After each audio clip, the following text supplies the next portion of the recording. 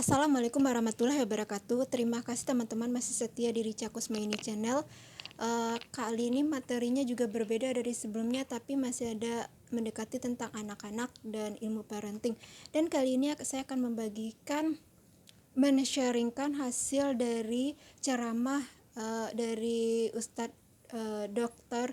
Aisyah Dahlan yang saya tonton ya. Ini yang berhubungan dengan parenting, yang lebih spesifiknya adalah seni menegur dan memuji anak laki-laki. Ini terfokus untuk anak laki-laki ya. Pada saat ini saya bahas tentang anak laki-laki. Kedepannya saya akan bahas tentang anak perempuan, karena cara berpikir dan cara bekerja otak itu beda anak laki-laki dan perempuan.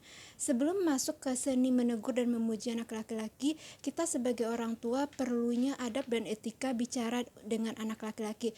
Apa sih yang harus dilakukan orang tua, orang dewasa di sekelilingnya, para guru-guru, untuk bicara sama anak laki-laki ini agar anak laki-laki itu menghargai, paham dan apa yang kita lakukan. Oke, sebelum masuk ke materinya, saya akan membagikan dulu profil dari Dr. Aisyah Dahlan. Mungkin ada yang banyak yang udah kenal atau ada sebagian yang belum kenal. Saya akan membagikan kepada yang belum kenal ya. Dr. Aisyah Dahlan selain seorang dokter, tentunya beliau adalah konsultan penanggulangan dan penyalahgunaan narkotika, praktisi neoparenting atau kerja otak, terus Ketua Asosiasi Rehabilitasi Sosial Narkoba Indonesia atau AIRI, dan juga pembina di beberapa lembaga seperti pembina di Padepokan Recovery Selangkar, yaitu membantu penyembuhan pecandu narkoba yang terjadi pada para selangkar. Terus beliau juga pernah menempuh pendidikan di Drugs Abuse Counselor Training di Rumah Pengasih Kuala Lumpur, Malaysia. Terus jabatan yang beliau emban ini berbanyak sekali macam-macamnya. Yang paling banyak itu berhubungan dengan narkotika. Salah satunya adalah 2003 sampai sekarang menjadi Kepala Unit Narkoba Rumah Sakit Bayangkara Sempima Polri Jakarta. Jadi emang Dr. Aisyah Dahlan ini berkutat di bidang narkotika, di penyembuhan penyalahgunaan narkotika ini. Beliau bilang sudah 22 tahun. Jadi itulah sekilas tentang profil Dr. Aisyah Dahlan. Ini ceramah yang dibagikan oleh Dr. Aisyah Dahlan ini berhubungan dengan anak-anak, terutama anak laki-laki, dan ini yang beliau dapatkan dari hasil penelitian yang beliau kembangkan selama 22 tahun menjadi praktisi narkotika, praktisi penyembuhan narkotika. Apa sih yang terjadi selama 22 tahun itu, dan juga ilmu-ilmu penelitian ilmiah di luar negeri dan dalam negeri. Kembali lagi ke topiknya adalah adab dan etika orang tua bicara dengan anak laki-laki. Jadi saya tekankan yang dibahas sekarang adalah anak laki-laki.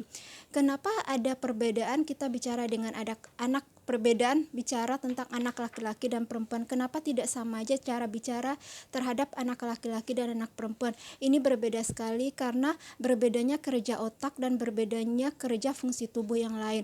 Salah satu perbedaan yang saya bacakan adalah perbedaan retina mata. Jadi retina mata anak laki-laki atau laki-laki pada umumnya adalah, atau semua laki-laki, tapi yang kita bahas anak laki-laki, ini retina matanya itu adalah panjang ke depan, sempit ke samping, sempit samping kiri dan samping kanan. Artinya adalah dia memiliki jangkauan penglihatan yang jauh ke depan, sementara kiri kanannya anak-anak laki-laki, terutama laki-laki ya, dia agak susah melihat nih kiri kanan. Tapi kalau perempuan, dia memiliki retinanya pendek ke depan, melebar ke samping kiri dan ke kanan. Jadi akibatnya adalah kalau perempuan itu bisa melihat ke kiri dan ke kanan, pada saat kita nih fokus nih, misalnya melihat tunjuk nih, kita juga bisa melihat samping kiri dan samping kanan kita. Itu perbedaannya dari segi retina mata ya. Dari perbedaan segi retina mata itu adalah bisa menyebabkan juga perbedaan fungsi laki-laki dan perempuan. Itu baru retina mata. Yang kedua dibahas adalah hipotalamus. Hipotalamus ini terdapat di otak. Jadi hipotalamus perempuan itu lebih tebal dari hipotalamus laki-laki. Penyebabnya hipotalamus laki-laki lebih tipis dari perempuan, dia mempunyai daya fokusnya yang tinggi. Jadi laki-laki ini konsentrasinya mudah, misalnya dia mudah bekerja konsentrasinya, terus konsentrasinya dalam menonton TV juga fokus, main game fokus, bekerja fokus. Jadi konsentrasi anak laki-laki pada umumnya, tapi saya bicara di sini anak laki-laki ya, dia bisa konsentrasi setelah 10 menit Kalau anak perempuan itu agak susah setelah 10 menit. Misalnya dia baca buku, bisa setelah 10 menit dia akan fokus, dia tidak akan hiraukan yang di sekelilingnya. Kalau dia udah konsentrasi, udah fokus, itu akibatnya daya pendengarannya menurun. Nanti apa efeknya kalau daya pendengaran menurun, kita bahas ya. Yang ketiga adalah corpus callosum. Corpus callosum ini yang membuat daya konsentrasi anak laki-laki tinggi itu adalah, penyebabnya adalah corpus callosum. Corpus callosum ini yang tipis, yang terletak di kepala, di otak ya. Jadi corpus callosum yang tipis yang menyebabkan dia mudah konsentrasi dibandingkan perempuan. Jadi setelah 10 menit dia akan fokus belajar, fokus main game, fokus main HP, fokus menonton, tapi dia fokus. Jadi kalau ada panggilan-panggilan itu dia akan kurang menanggapi. Jadi kalau dia udah fokus, pendengarannya juga akan menurun. Berbeda dengan anak perempuan. Terus yang ketiga adalah hipotalamus. Hipotalamusnya terdapat di sini, di belakang ini. Jadi hipotalamus ini perbedaannya, hipotalamus laki-laki itu lebih besar 2,5 kali lipat dari hipotalamus perempuan. Fungsi hipotalamus itu adalah di hipotalamus itu mengontrol tingkat keamanan, rasa lapar dan seks. Karena cuma kita bahas laki-laki, kita akan bahas aja dua, yaitu tentang keamanan dan rasa lapar ya. Itu perbedaan tadi perempuan dan wanita. Jadi beda juga dari sistem tubuh udah beda, otak udah beda, retina mata udah beda. Jadi beda juga cara bicara dan bertindak terhadap anak laki-laki dan perempuan. Balik lagi, bagaimanakah etika atau adab bicara sama anak laki-laki? Yang pertama adalah, kalau kita bicara tentang etika adab itu, misalnya kita tadi mau bahas seni menegur. Kalau kita yang mau ada ditegur, berarti ada aturan yang salah. Kalau ada aturan yang salah, kita bertanya lagi sebagai orang tua, orang dewasa di sekitar anak itu, apakah aturan yang salah ini, aturan ini kita mengatakan anak itu telah melakukan kesalahan, apakah sudah pernah diberitahukan terlebih dahulu? Misalnya gini, ada seorang anak, dia habis makan menaruh piringnya aja di atas meja atau di tempat duduk dia biasa, atau dia sambil nonton naruh aja di samping dia, tidak meletakkannya ke wastafel. Terus ibunya datang marah-marah dan bilang kepada anaknya, kamu kalau habis makan itu kenapa tidak taruh piringnya di wastafel, kenapa hanya di meja, kenapa piring kotor nggak langsung ke mau cuci gitu.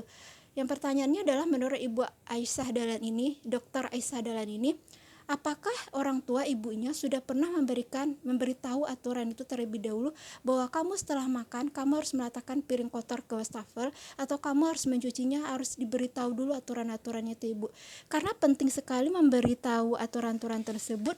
Sangat berbahaya kalau anak tidak diberitahu aturan tersebut pada saat kita sebagai orang tua pikir dia melakukan kesalahan dan kita bilang itu salah, sementara dia tidak pernah diberitahu. Itu adalah merupakan kesalahan besar dan anak tidak bakalan tidak akan menerima seperti itu. Oke, yang uniknya dari anak laki-laki dengan kerja otaknya yang berbeda ya. Kalau kita bicara dengan anak laki-laki, jangan pandang matanya ibu-ibu. Kalau ibu-ibu mandang mata anak laki-laki pada saat kita bicara nih, dia bakalan begini, atau dia memainkan apa yang di tangannya, atau dia asik meleleh. Itu karena perbedaan sistem saraf dari otak tadi ya. Jadi kalau ibu ingin anak laki-laki ibu melihat ibu pada saat ngobrol, misalnya ibu ngobrol nih berdua, ada meja pembatas di antara ibu dan anak tuh, ibu seperti menulis di atas meja. Terus begini nih, misalnya anak ibu namanya Budi, Budi, kamu nanti melakukan ini ya, ini ya, kesalahan kamu ini ya. Itu ibu menulis di atas kertas, di atas meja, itu anak ibu akan melihat ibu. Tapi kalau ibu melihat mata anak laki-laki ibu, dia akan melihat ke kiri dan ke kanan, dia begini. Kalau kita orang tua tidak tahu nih kalau anak laki-laki dan laki-laki itu tidak suka ditatap pada saat bicara, kita akan bilang, ini anak ini tidak sopan, kurang ajar sekali. Kenapa pada saat orang tuanya melihat dia malah gini-gini? Emang begitu sistem saraf di otaknya dan tubuhnya ibu-ibu. Saya juga baru tahu. Itu yang disampaikan Dr. Aisyah Dahlan ya. Untuk lebih lengkapnya, macam-macam informasi lain bisa langsung ke channel YouTube-nya Dr. Aisyah Dahlan gitu. Terus yang selanjutnya adalah Kalau bicara tentang anak laki-laki itu adalah cukup satu topik, dia tidak bisa bicara berbanyak topik. Misalnya kita bahas nih, nak hari ini kamu pulang jam berapa? Jam 12. Oke, setelah pulang sekolah kamu langsung pulang ya. Oke, itu satu cukup. Terus atau misalnya, nak kamu sebelum sekolah kamu makan dulu, ini sarapan. Udah cukup. Anak laki-laki itu tidak bisa kita sambil-sambil, Bu. Misalnya nih, nah nanti pulang sekolah kamu mampir itu habis silas kamu kerjaan PR, habis kerjaan PR kamu masukin baju kotor ke tempat kotor, itu dia bakalan bingung gitu loh, mana yang harus dikerjakan. Jadi kalau ngomong sama anak laki-laki itu satu topik aja dan tidak dicampur-campur gitu. Selain satu topik yang perlu diperhatikan lagi yaitu bicara dengan anak laki-laki tidak bisa lama-lama, ibu-ibu, tidak bisa lama-lama. Kita bicara fokus sama anak laki-laki itu cuma bisa beberapa menit aja, dan kalau bicara cuma satu kali. Bahkan kalau dari segi menegurnya, nanti episode berikutnya saya akan bagikan materi, itu kita hanya bisa menegurnya dalam waktu 1 menit saja, ibu-ibu.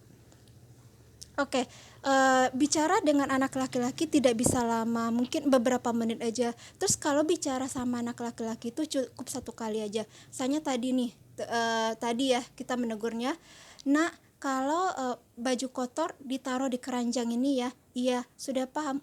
Udah cukup sampai di sana. Jangan bilang lagi, nah ntar kalau baju kotor taruh di sini mah. Iya bu. Terus coba ulang lagi apa ibu bilang. Dan kalau ibu ngomong beberapa kali itu dia bingung.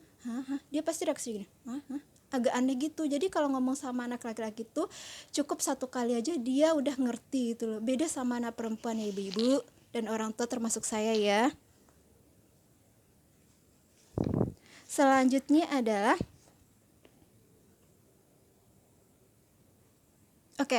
ini yang berhubungan dengan konsentrasi. Konsentrasinya tadi adalah kerja sistem korpus kolosumnya ya, sistem otaknya. Jadi berhubungan konsentrasi adalah kalau anak laki-laki itu korpus kolosumnya itu sangat tipis sekali, jadi dia mudah konsentrasi. Anak laki-laki dan yang semua laki-laki dia akan mudah konsentrasi, fokus belajar, bekerja, nonton TV, main game, megang HP, dia akan fokus. Jadi pada saat ibu memanggil anak ibu dan dia sedang menonton TV, sedang main game, sedang belajar, kalau anak ibu sudah manggil nih satu kali, Anton, nggak ada nyaut, Anton nggak nyaut. Ketiga kan naik nih oktavnya, biasanya Anton belum juga Daud. Keempat tuh datang ke anaknya terus dicubit sama gue, Anton kamu nggak dengar ibu ngomong ya. Terus si anak nih baru ngeh nih pada saat ibu cubit, terus ibu ngomong yang keempat tuh dia baru ngeh. Terus dia pasti lihat reaksinya kayak gini, ini ibu gue kenapa ya. Kata ibu Aisyah Dahlan dan banyak penelitian yang beliau temukan, karena konsentrasi yang dimiliki anak laki-laki itu tinggi, jadi dia tidak akan menghiraukan keadaan sekelilingnya itu ya ibu. Misalnya dia fokus belajar, fokus main game, fokus nonton TV, 1-3 kali panggilan tuh dia nggak kedengaran. Jadi yang paling efektif kalau anak lagi belajar, lagi melakukan kegiatan, dia yang pasti fokus tuh. Yang harus kita lakukan kalau kita pengen nih anak kita nyaut atau mendengarkan apa ucapan kita manggilnya beberapa kali atau kita nyamperin sambil dicolek. Jadi dicolek itu dia lebih kerasa karena dia lebih sentuh kan, jadi fokusnya gak terganggu. Nih disentuh gini, Anton tolong beli cabai ke pasar atau beli tomat atau apalah gitu, kalau mau minta tolong ya, seperti itu lebih baik. Jadi pada saat ibu nih, kalau yang belum tahu ilmunya ini ya, misalnya ibu udah manggil di dapur 4 kali minta tolong beli garam gitu, ternyata nggak nyaut, terus ibu nyamperin si Anton ini sampai mukanya jutek, terus marah-marah, bilang kamu nggak dengar ibu ini. Si Antonnya baru sadar kalau dia dipanggil ibunya, terus dia nata ibunya. Dalam hatinya nih si Antonnya ngomong, ibu gue kenapa ya. Jadi emang begitu ibu, karena dia ya fokus konsentrasi yang tinggi tadi, jadi dia akan di ke sekeliling lingkungannya itu dia kurang peka. Jadi yang paling efektif adalah kita nyamperin anak laki-laki itu, dicolek, terus ngomong baik-baik, wajahnya harus ceria, senyum, jadi dia nggak menyangka bu kita bakalan marah. Oke ibu, apalagi ya. Oke, terus satu lagi gini bu, pada saat misalnya si Anton ini lagi main game terus dia fokus, ibu panggil, terus dia tidak mendengar, terus ibu marah-marah, ibu ambil mainannya. Jangan sekali-kali mengambil mainan anak. Itu akan membuat anak marah. Kalau anak marah, dia bakalan kabur dari rumah, dia bakalan pergi dari rumah, dia bakal mencari kenyamanan di luar rumah. Makanya kata Ibu Aisyah Dahlan, selama 22 tahun beliau berkecimpung di dunia penyembuhan penyalahgunaan narkotika. Itu penyebab anak-anak itu lari ke narkotika, berteman dengan orang-orang yang salah karena itu tadi, karena ibunya merebut mainan dia. Pada saat ibunya marah, itu jangan sesekali merebut mainan anak-anak. Kalau kita mau mengambil mainan anak-anak itu, kita harus ada aturannya dulu nih. Ini kalau kamu main segini-gini, kalau kamu melanggar aturannya, ini loh sanksinya, ini loh konsekuensinya, diberitahu lebih dahulu. Jangan cuk anak main game karena nggak dengar panggilan kita langsung diambil. Jangan sesekali begitu ibu, karena itu akan fatal akibatnya. Anak itu, apalagi harga diri anak laki-laki itu, dia merasa tersinggung, dia merasa tersakiti, terzolimi gitu ibu-ibu.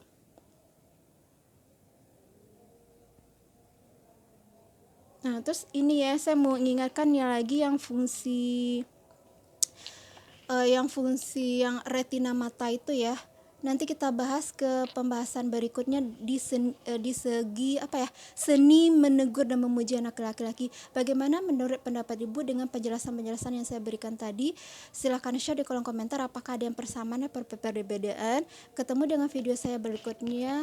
Assalamualaikum warahmatullahi wabarakatuh.